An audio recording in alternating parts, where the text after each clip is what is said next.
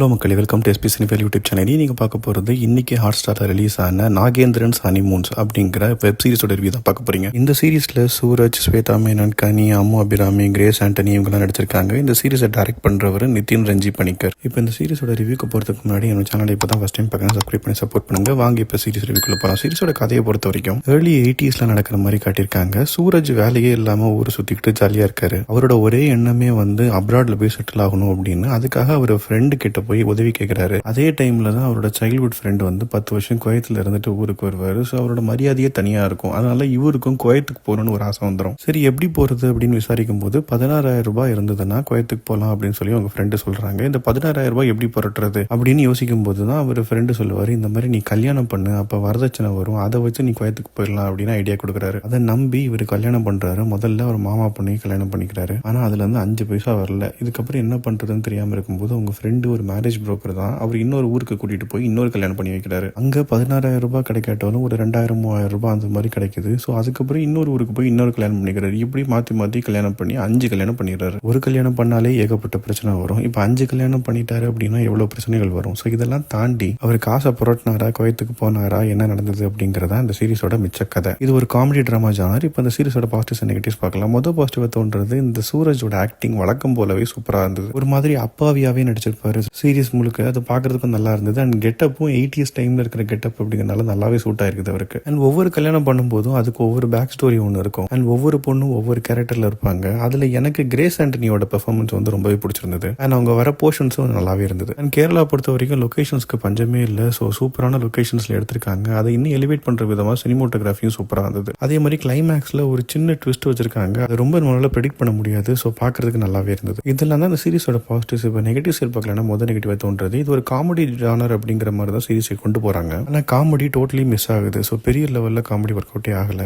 Duration பாத்தீங்கன்னா 6 episode இருக்குது. So 6 எபிசோடுக்கான content இருக்கான்னு கேட்டீங்கன்னா கண்டிப்பா கிடையாது. நிறைய சீக்வன்ஸை ரொம்பவே ட்ராக் பண்ணிருக்காங்க. அண்ட் அதுல ஒரு வைஃபா வர கனி வர சீக்வன்ஸ்ல கொஞ்சம் அடல் கண்டென்ட் இருக்குது. ஸோ ஃபேமிலியோட பார்க்கும்போது கொஞ்சம் காஷியஸா பாருங்க. மொத்தத்தில் இந்த சீரிஸை பத்தி சொல்லணும் அப்படின்னா, டைரக்டர் ஒரு காமெடி ஜானர் சீரிஸ் கொடுக்கணும்னு ட்ரை பண்ணிருக்காரு. ஆனா பெரிய லெவல் அது ஒர்க் அவுட் ஆகல. டியூரேஷன்னாலையும் சரி, ஸ்கிரீன் பிளேனாலையும் சரி, ஒரு காமிக்கல் எலமெண்ட் இல்லாதனாலையும் சரி, நம்மளால ரொம்ப ரசிக்க முடியல. இது என்ன பொறுத்த வரைக்கும் ஒரு average to below average series தான். இது நம்ம டிஸ்னி பிளஸ் ஹாட்ஸ்டார்ல தமிழ் டப்பிங்லயும் அவைலபிளா இருக்குது. ட்ரை பண்ணலாமே தவிர கண்டிப்பா மஸ்ட் வாட்ச் கிடையாது. அடுத்த ரிவ்யூல சந்திக்கிறேன். பை. டேக்